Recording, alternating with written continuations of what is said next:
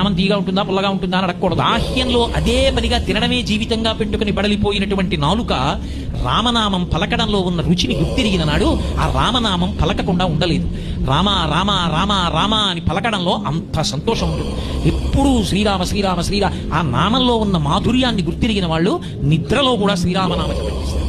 లేరని మీరు అనుకుంటున్నారా? నేను గుర్తినే అంటున్నాను అనుకుంటున్నారా? ఉన్నారు మహాత్ములు, ఇప్పటికీ ఉన్నారు. మీకు నేను ఒక ఉదాహరణ చెప్పాలంటే, పరమ భయంకరమైన వృత్తిలో ఉండి రామనామం అలా చేసేవాళ్ళు ఉన్నారు.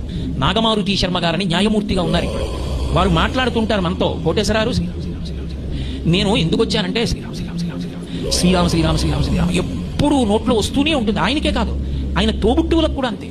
ఎప్పుడూ శ్రీరామనామం నోట్లో ఆడుతూనే ఉంటుంది. ఆయన నిద్రపోతున్నా, లేచినా, తిరుగుతున్నా, మాట్లాడుతున్నా శ్రీరామ శ్రీరామ శ్రీరామ శ్రీరామ శ్రీరామ శ్రీరామ శ్రీరామ శ్రీరామ అంటూనే ఉంటారు. అది మహత్వాక్యం. అదేం రమ్మంటే వచ్చేది కాదు. రామనామం పలకడం అంటే అంత తేలికైన విషయం ఏం కాదు. రామనామపు రుచిని గుర్తిరిగిన